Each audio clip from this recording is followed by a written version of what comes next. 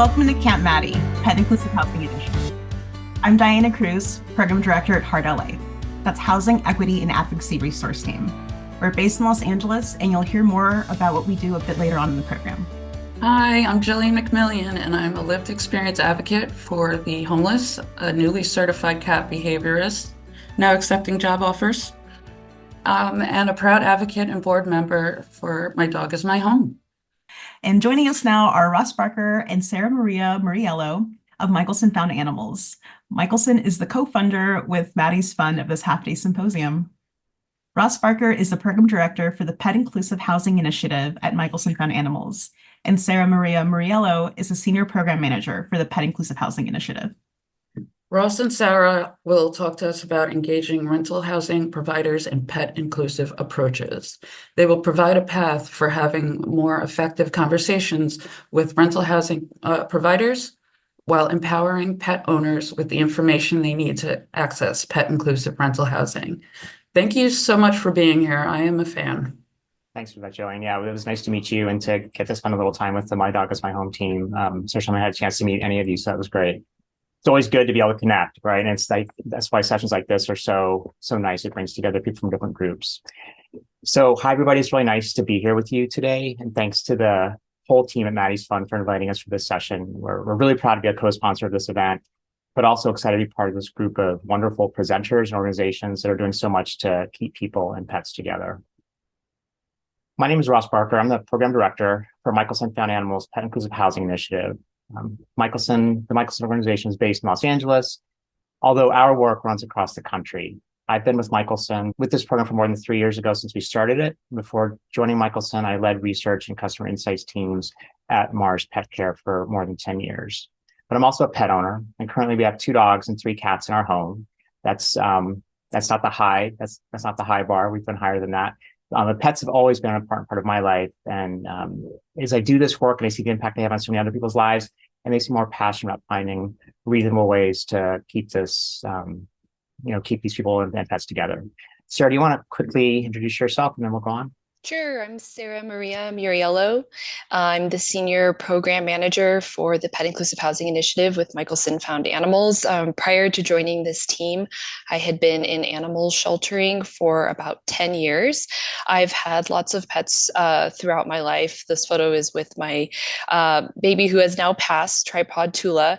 My work in sheltering really inspired me to seek work that helped prevent shelter intake, which is why I'm so happy to be part of the PIHI team.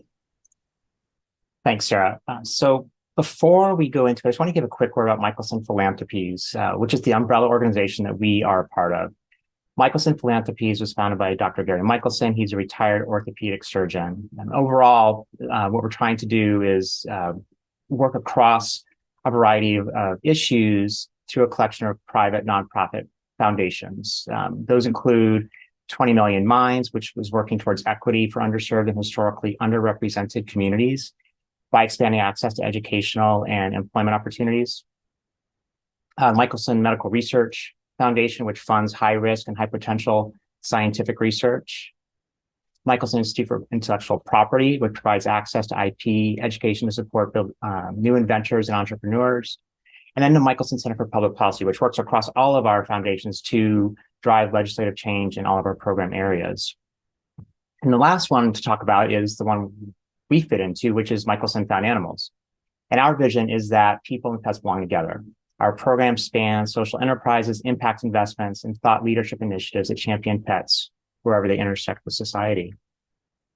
So specifically with our initiative, in the original research behind it, Michelson has partnered with the Human Animal Bond Research Institute, and they've been a great partner just to think through why this work is important, but also to help us with our research and really reaching people when it comes to the human animal bond being so consequential to everything that we're doing.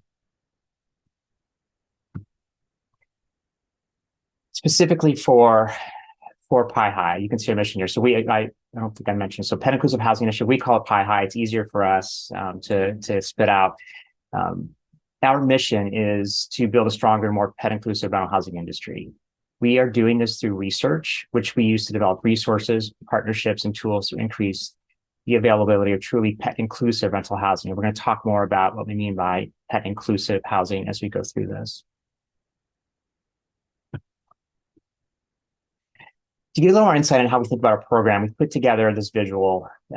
We're starting in that small inside circle where dogs and cats are allowed, but our aspiration is really to push all the way to that outer orange circle where pets are recognized broadly as part of the family. And this isn't going to be a linear path. We're not doing one thing. We're not starting in the green and going to the blue, then to the white. Some of these things are happening in parallel, but we know that to really get to that outer orange circle where pets are just the family. And as you are looking for housing or anything else, you are,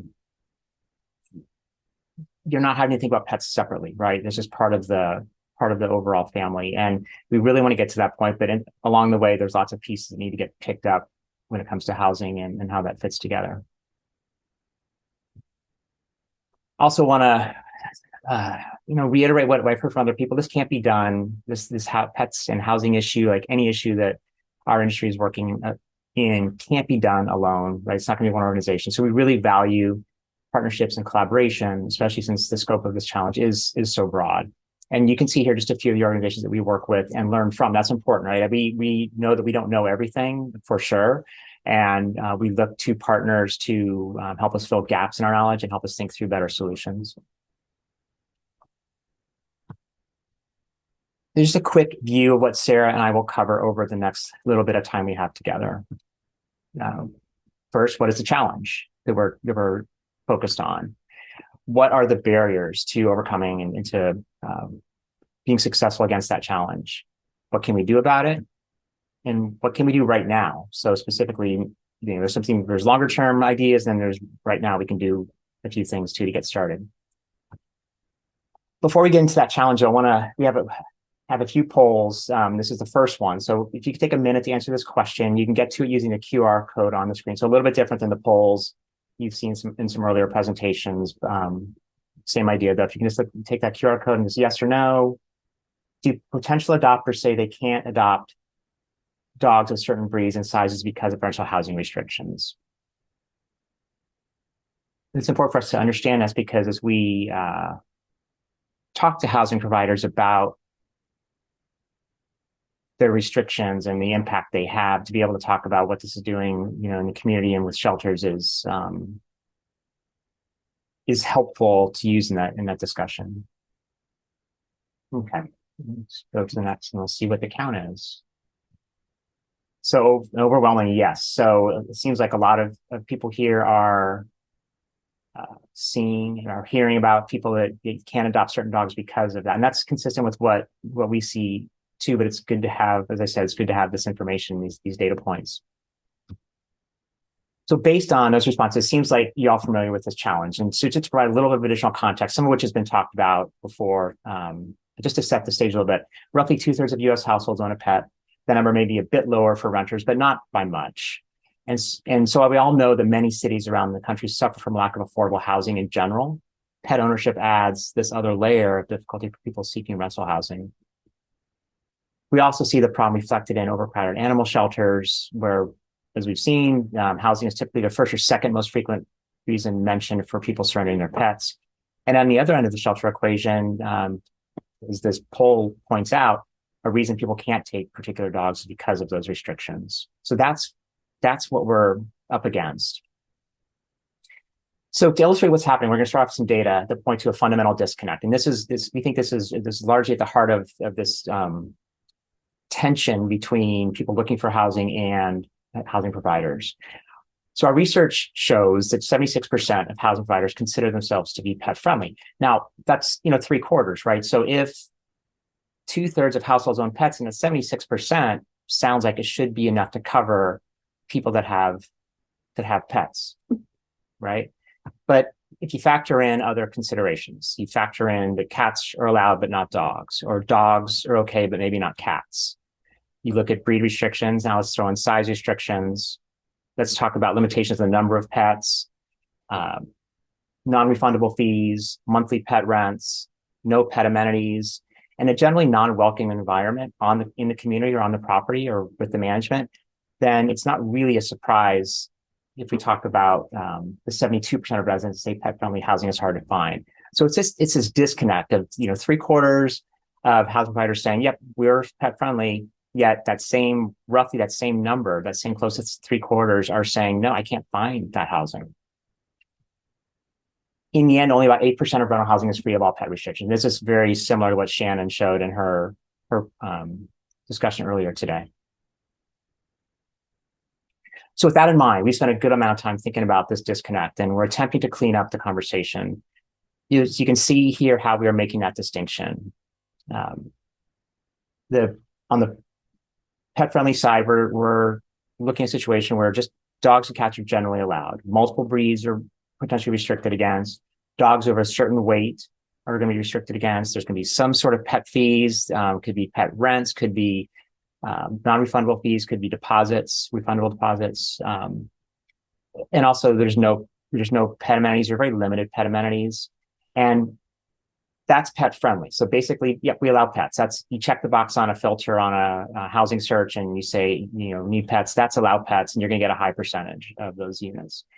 But when you start looking at what's pet inclusive, you start thinking about this very differently. So dogs and cats being allowed, there's no breed restrictions, no weight restrictions. There's no unreasonable or prohibitive pet fees. And that's going to look different in different communities. And there's basic amenities, right? We're not talking about fancy agility equipment or grooming stations. We're really just talking about, are there a sufficient number of stocked waste stations on the property? Is there an on-site or nearby exercise and relief area for dogs? Those kinds of things, the basics. And before I get to the next couple slides, just a quick note about our data and where we get it from. We have access to a data source called Smart Apartment Data, and it's continuously updated. It covers more than 200,000 properties across and spans 20 million units of rental property across those rental properties. So it's a pretty good sampling, more than a sampling of what's out there in the US. This allows us to look at data on pets allowed, breed and weight restrictions, pet related fees, and also pet amenities. And we use that data to calculate things like this. We look at, we can look and see across the country and across particular markets, for examples, which, what percentage of the properties are pet friendly. So that initial definition, just saying they allow pets. So we can see there's room for improvement, but these are pretty good numbers for the most part. There are a lot of them over 80%, a couple over 90%. LA is lagging at 67%, which is surprising often for people to see. But these numbers don't look terrible. Again, if you think about 3/4 of households owning pets, this should cover it. But if you remember our definition of pet inclusive, and when we take a look through that lens, we see the numbers drop dramatically. Other than in Philadelphia, which is a bit over 10%, all the others are less than 9% in terms of rental units that are pet inclusive, some quite a bit lower. And this means they don't have breed or size restrictions. And so this is just what we refer to as pet inclusive light, so even before factoring in pet related fees. So we're just looking at breed and size restrictions here. When we talk about the pet friendly, pet inclusive gap, or we call it the PIHI gap, this is what we're referring to. And closing this gap is the focus of our work. So the numbers paint the picture, but we know from your earlier response that some of you are encountering the consequences of these policies. So before we move ahead, I want to learn a little bit more about what you are specifically experiencing in these conversations. So in our second poll question, please let us know which of these three housing related policies is the one owners in your experience cite most often as the reason for needing to surrender. Is it breed and size restrictions? Is it pet limits? Or is it pet rent and fees? So kind of a financial piece. So again, using the QR code, which of these three do you hear most often cited as a reason for needing to surrender? And if you're on your phone and you'd like to participate, you can't scan the QR code, please feel free to join at slido.com and just enter that number that you see. For this particular poll question, it's 2309033. Thanks, Sarah. All right, so what do we see? All right, so breed and size restrictions, more than half breed and size restrictions, quite a bit of pet rent fees, which is consistent with what we see. I mean, and this is why if you look at our materials, even if you look at that aspirational graphic that we looked at earlier, the breed and size restrictions are what we are trying to tackle first, right? We're not ignoring rent and fees, but we're looking at the breed and size restrictions first, because you never get to the fees part if you can't get your particular pet into the housing to begin with. Okay, thanks for participating in that. Cool. So why aren't more pets allowed in rental housing? One big reason is simply that there's a recognition of the problem, because 72% of housing providers consider their properties pet friendly. They don't see an obvious reason to rethink their policies. But there's a bunch of other reasons too, and I want to just go through some of them. Damages come up quite a bit, and what we found in our research is actually that damages are quite a bit less than is typically thought. Fewer than 10% of pets cause any damage. And among those that do cause damage, the average repair cost is just a little over $200.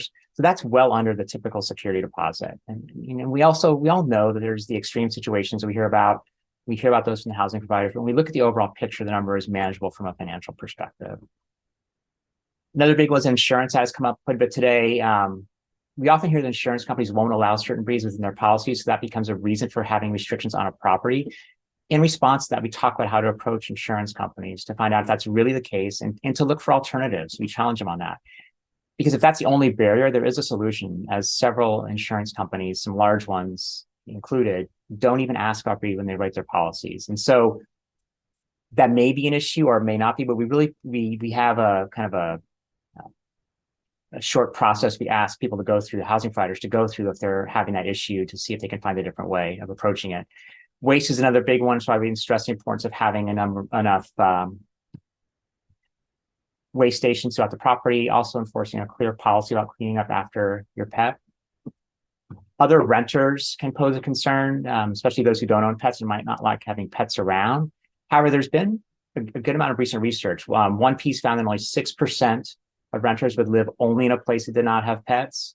And then more recently, in fact, just this month, Zillow published research showing that 44% of renters, not just pet owning renters, but renters in general, say they'd actually passed on a particular property because of prohibited pets. And 32% had passed on a property due to breed or size restrictions. So, they're making a choice to not rent at those places. So it becomes a business decision that housing providers are making if they're not allowing pets and they're not allowing certain kinds of pets. Another issue is this: they don't have a perception of a benefit of allowing pets in housing. And so we tell housing providers to say that is that we counter with data that talk about, that show that renters with pets stay 21% longer on average. And what that does is it really expands the length of a lease to about 10 months, and cuts down on their turnover costs, their advertising costs, and just efficiency in the whole process. So that's one benefit we can tie this to, even without getting into fees, right? Just pet owners staying around longer. There's also the benefits that accrue from building of community and building of engagement among the renters just by having pets in the environment. And then there's just the unknown. People just don't, rental housing providers don't know what to expect. So they haven't had it before, so they just don't know what's going to happen if they do allow pets, what's going to change, what aren't they thinking about. And we try to walk them through what that can look like, a very deliberate process for allowing more pets on property and seeing what they can do differently. So with these concerns, what can we do? So to start, we can engage communities with pet inclusive resources. And now I'm going to turn it over to Sara to walk me through some of those resources. Thanks, Ross. Yeah, so we've got some really wonderful resources and tools that you can download and utilize and share right away. One of those is a foundational piece, which is this one, talking with housing providers about pet policies.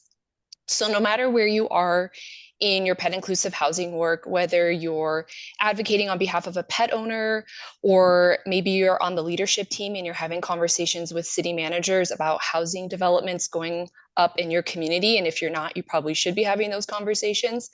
It's just really important to use language and perspectives that are going to resonate with housing providers. Ross, can we go to the next slide?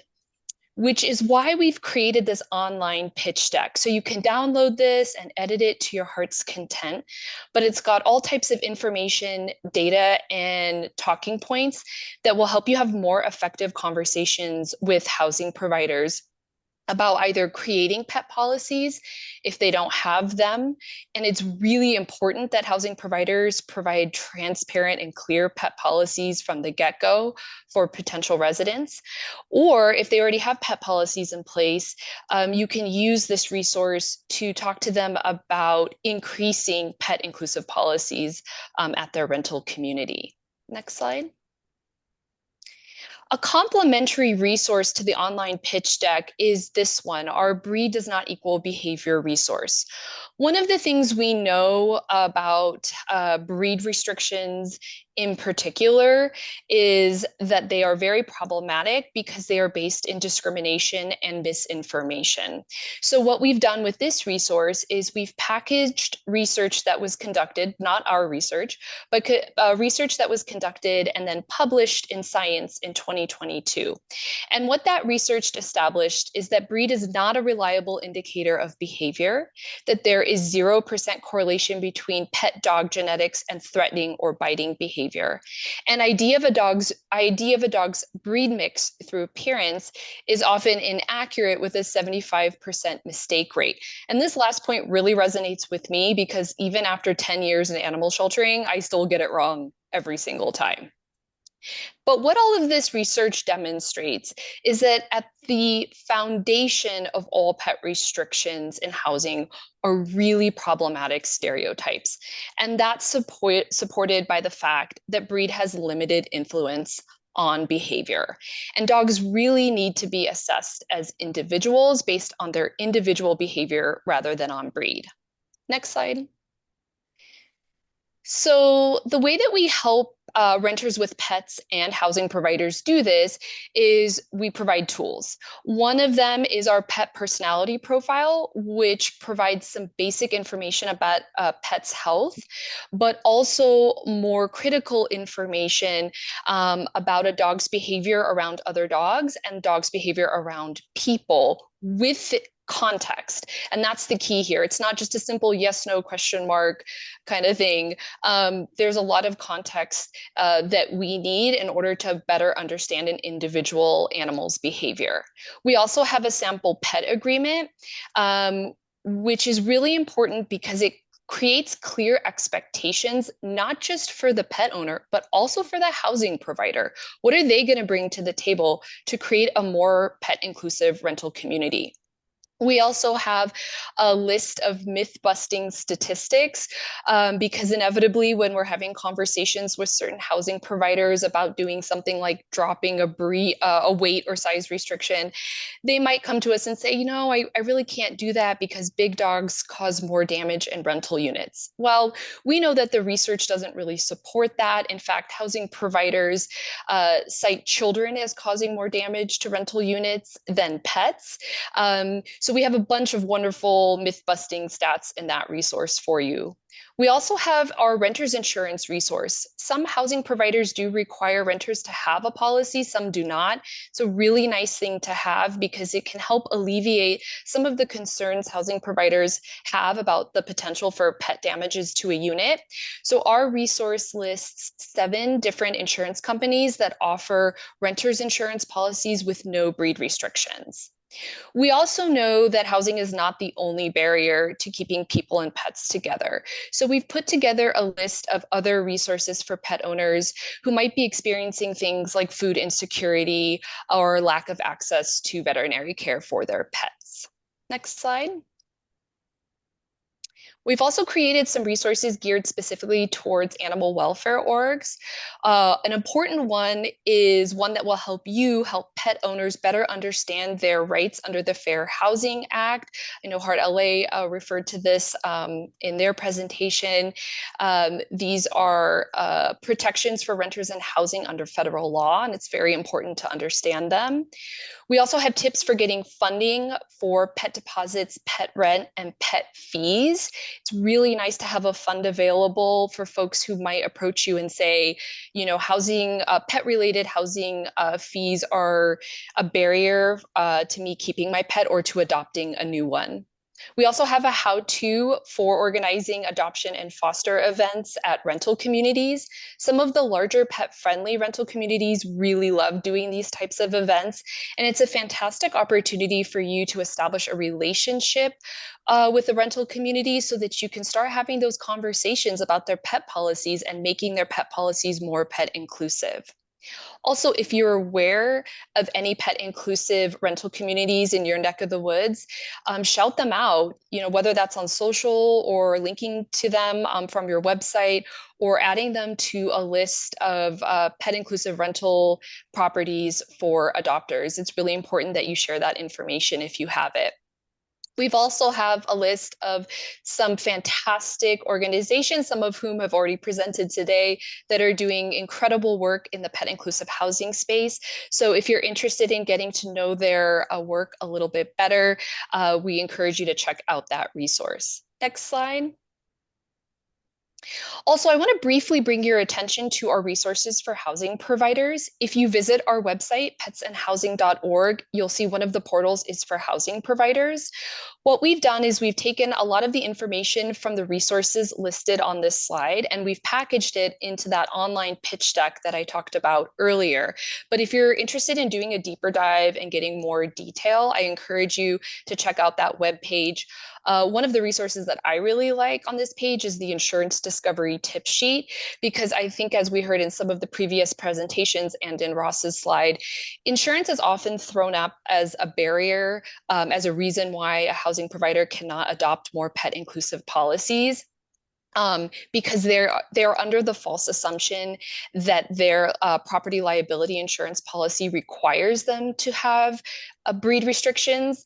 But oftentimes when they do a little more digging, what they'll discover in the underwriting is that breed restrictions can sometimes just be a guideline or a suggestion or a recommendation and not actually a requirement for maintaining that policy. So again, if you're interested in digging deeper into some resources geared towards housing providers, please check out that website. I also want to say that the slides that you've seen here are not exhaustive. In fact, we've just dropped 2 new letter templates on our pet owners page. One is a notification of an ESA, and the other is a pet accommodation request. So we're always developing and creating new resources based on feedback that we get from y'all and from pet renters, renters with pets, and housing providers. Next slide. And finally, when you're engaging a housing provider in a conversation about their pet policies, it's just really important to remember the people part of the equation. Many of the folks in the industry have pets, and they understand and very much feel the importance of the human-animal bond. And for those folks who work on site, especially at professionally managed rental communities, they don't have direct control or agency over the pet policies. They're really great at messaging up on your behalf, so getting your questions, comments, concerns, and information to the right folks, but they themselves don't have agency over those decisions. So it's just something to keep in mind so that you can keep those conversations mutually courteous. And next slide, Ross. So with that, we are at our final poll question for this presentation. Please go ahead and scan that QR code if you're able. If you're not and you're on your phone, please feel free to join at slido.com and enter the number 2309033. The question is, now that you know that these resources exist, how likely are you or someone in your organization to use or share one or more of these resources? Very likely, somewhat unlikely, or very unlikely. And we really appreciate your feedback on this question because it helps us understand if the resources we're putting our time and energy and resources, other resources into are actually working and helping you all. So please let us know. Okay, that's fantastic. Thank you. We're also really interested in your feedback. So I know we'll get a lot more. We still have plenty of time for questions, and also we have the Maddie's Pet Forum, but we're also always interested in meeting with folks. So you can always email us at info@petsandhousing.org if you'd like to give some more feedback. Thanks. Thanks, Sarah. Yeah, and just to reiterate what Sarah was saying, we really do want to develop resources that are helpful for sure, but also that we're not trying to duplicate other work that's out there, right? We're trying to build on that and to provide complementary resources and information. So if there's something that's missing or something, yeah, well, something you don't think is right or is contrary to something else you've seen, let us know, because we want to kind of address that and make sure that these are as useful as possible. All right, so Sarah's gone through a lot of resources, and as she said, there's a lot more on our website. And I also just want to, it's probably clear, but those are just thumbnails of those researchers those resources. When you go to the website, all of those are like a full 1 or 2 page document that kind of go into much more detail on that topic and actually have talking points or guidelines or whatever the resource is aimed at. And it's a lot, right? We know that. And we also know that you very likely already have too much to do. But we're thinking maybe if we can break it down and think about some actions you can take right now, that might be helpful. So first start, just simply help us share the resources, right? I mean, you have broader reach in a lot of situations than we do. And you can do that through just putting some of them that you think are most relevant in your adoption packets. You can put it on your social platforms. You have graphics that are already set up, really easy for you to use, email blasts, link to our website, the PIHI website, just to get the information out there, right? And so if you can help us by being a conduit of that information, that would be great. So really appreciate it. And if you have resources you think are relevant to this that you would like us to be sharing, likewise, we can do that as well, right? I mean, we really do think it's important to bring all these resources together so that people can really benefit from them. You can also sign up for our newsletter. I just mentioned that, but I mentioned the website, but you can sign up for our newsletter either on LinkedIn or by going to our website. It's the same newsletter, either spot. It's a monthly issue that comes out, and it's basically it's a monthly blog that our industry principal Judy Belloc writes, multifamily industry principal she writes. That's often very targeted towards messaging with housing providers, but also other stories that are relevant to the pets and housing issue, places where conferences we've attended or where we're going to be, just to kind of keep people aware of what's happening in the space that we're seeing. I also encourage you to follow us on LinkedIn. We have a dedicated PIHI page there. We post frequently there, new data and links to relevant articles and research. We're trying to put interesting data points out there, small chunks of things that are interesting and might stimulate conversation. So we'd love to have you take a look at those and to comment and let us know what you think. You can also look at other research that keeps you connected to housing as a general topic. And there's a couple of them that we look at because there's an affordable housing issue out there. It's not just about, it is about, we're focused on the pets and housing part of it, but without more affordable housing and without a healthier housing landscape, the pets and housing piece can only go so far. And so we look at data and resources that kind of help us understand that larger, broader marketplace. Harvard Joint Center for Housing Studies is a really good resource. National Multifamily Housing Council is another really good resource, just to understand what's happening in that industry, and gives us lots of ideas for how to focus our attention.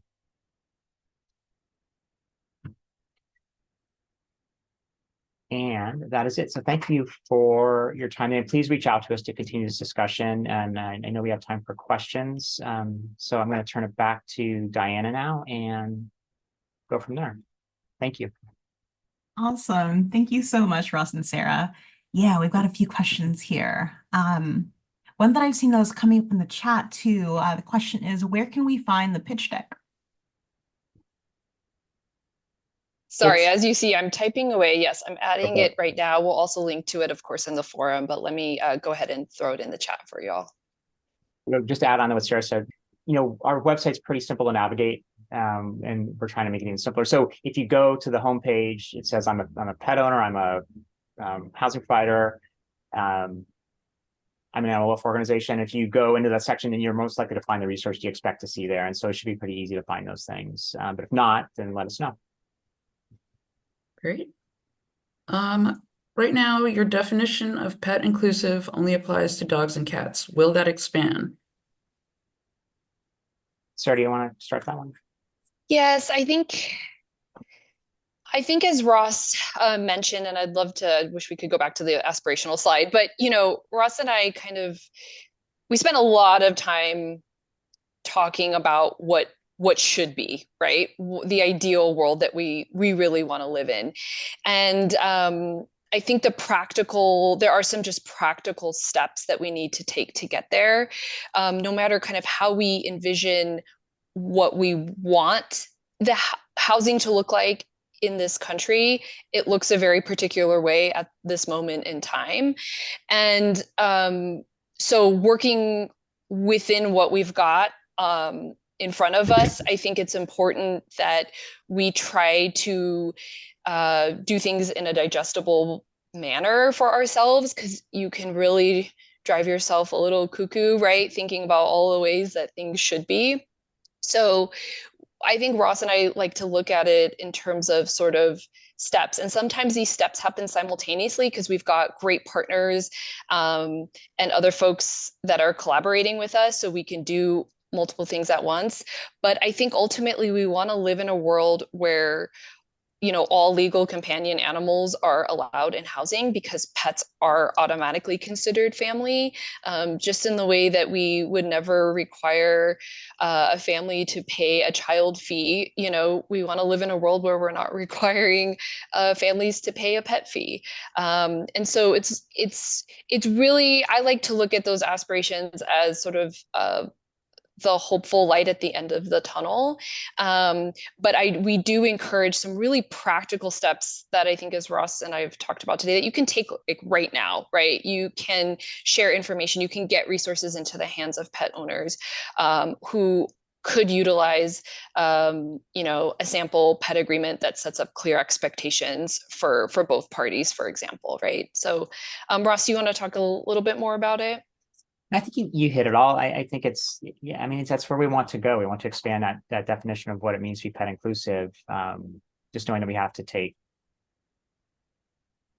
can't all be done at once, right? It can't all be done at once, but it's helpful for us to keep our eye a little bit forward, right? So we know all this builds to something bigger, right? Here's another one. Why are ESAs and rental housing such a big issue for housing providers?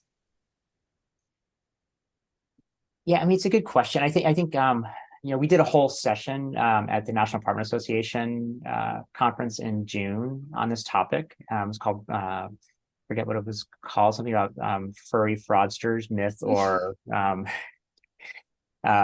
legitimate. I forget what the subtitle was, but the point of it was, as a housing provider industry, y'all are creating your own challenges by having these policy restrictions, right?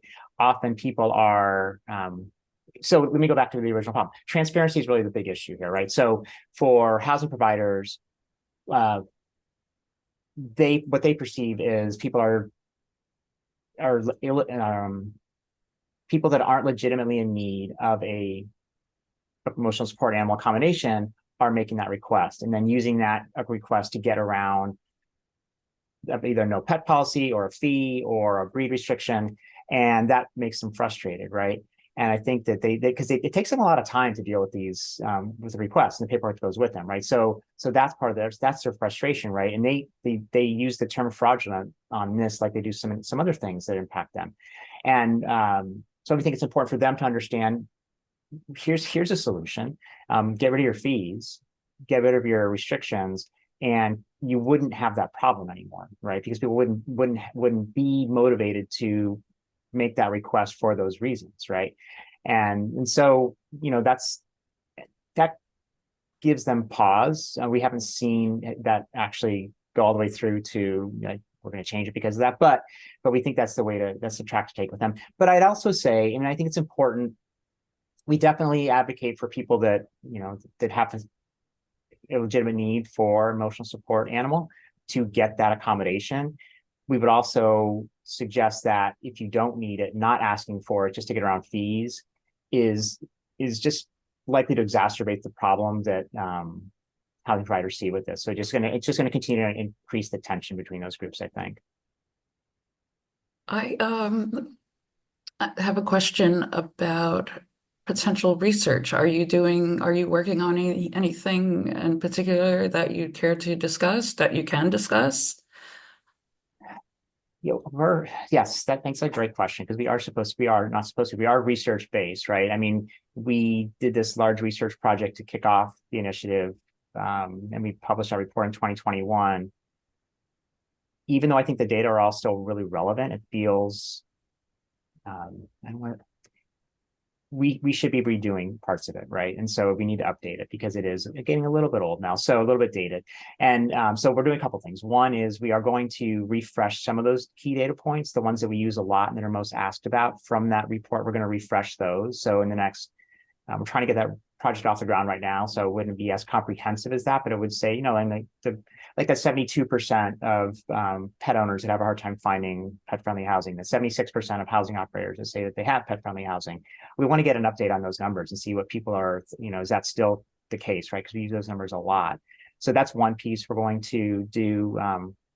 We're also wanting to do some more in-depth exploration with housing providers, so owners and property managers, to understand there are issues that are deeper level. So we're going to do some qualitative work that's going to let us ask open-ended questions as opposed to just survey work where we get kind of the top line answer. We want to understand, so insurance, for example, right? We want to understand better, like y'all talk about insurance as a big issue. So what really is at play? Have you pursued a different option? Have you really looked into it? I mean, so we want to understand that better, and we really can't get that through a survey. So we're trying to get a little bit more depth into that. So it's another piece of research that we are right now looking at agencies to do with us. And my hope is that we continue to put out more. I mean, we want to keep putting out more research, but in the meantime, we're relying on these other data sources to provide some data and making use of that, like the smart apartment data, and that's been super helpful too. So Great. One just came up. What is your thoughts on online ESA certification? This also includes the online service dog certification. Mm.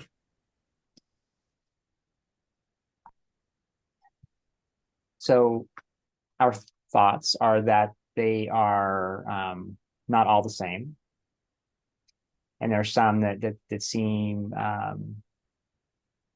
there's some that are very, very reputable, and they kind of walk through a process that is what needs to be done. I think that we see a lot that charge, they're charging the business, the ones that are businesses, they're charging fees when fees aren't necessary, right? I mean, so I think we have a real concern with that. And I think that just feeds into this notion. I talked earlier about the housing providers and your reaction to ESAs. Part of it is they see these online, this whole industry of organizations that are selling vests and collars and hats, saying, oh, I'm an ESA, right? And they that just makes it seem worse, right? It just makes the problems appear to be bigger and more, to use their word, fraudulent than it really is, right? And there are some, the services that provide connection to somebody that can write a letter and really using all, the laws that are in place, we're supportive of those. We just don't want to see it be done through a commercial.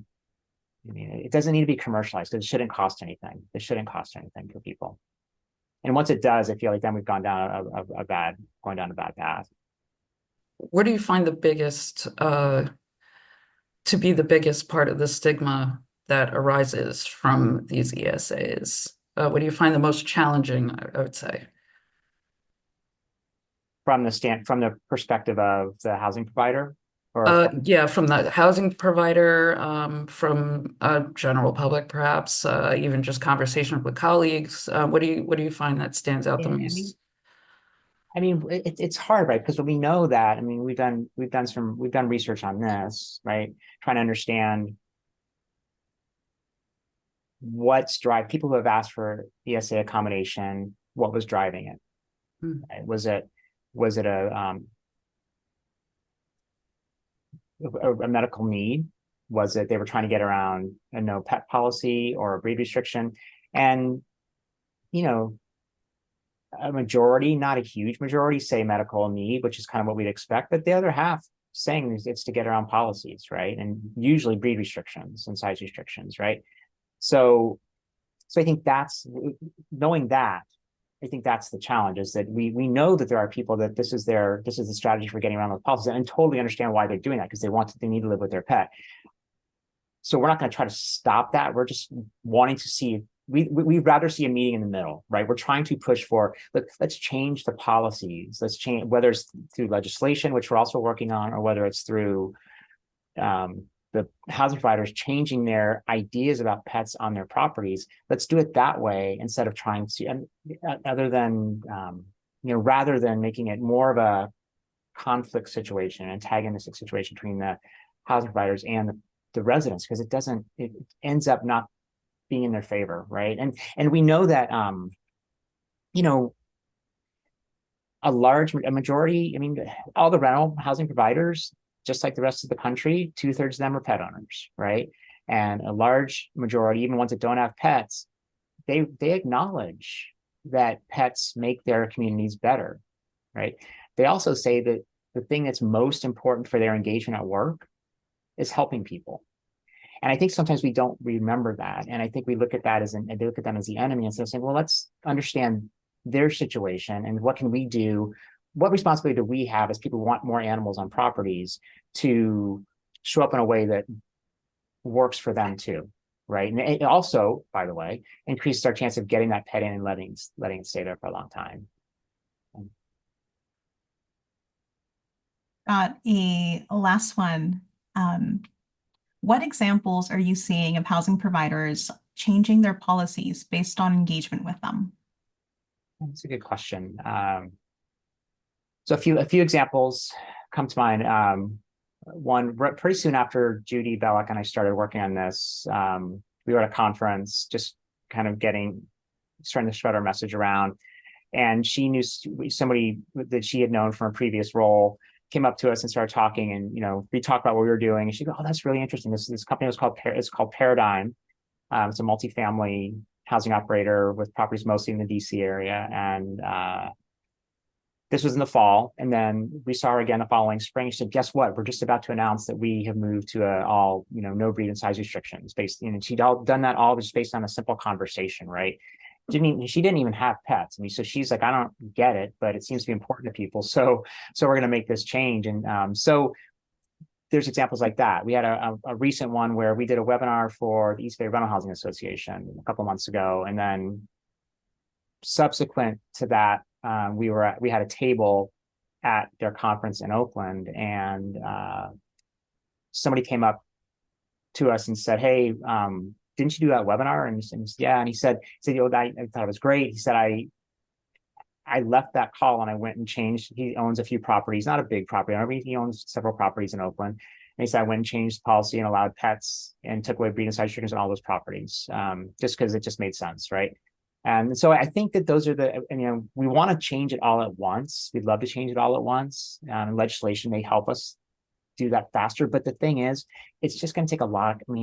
It's just going to take a lot of conversations, right? And building awareness, changing minds, and bringing people along, and that's what we're trying to focus on. Well, that's all the time we have for now. Ross and Sarah, thank you so much for sharing your work with us. Yeah. Thank you very much. Thank you so much. Thank you. We hope you'll join us on the forum where we can continue today's conversation. Links to Camp Maddie's Pet Inclusive Housing Edition discussion threads will be dropped in the chat. We'd like to thank our speakers, those of you who helped us get the word out, our team at Maddie's Fund, and Michelson Found Animals who've made this all possible, and of course, all of you who've joined us today. Thanks again so very much for joining us today. That's right. Thanks, everyone. Thanks for sharing your time. We'll see you on the forum.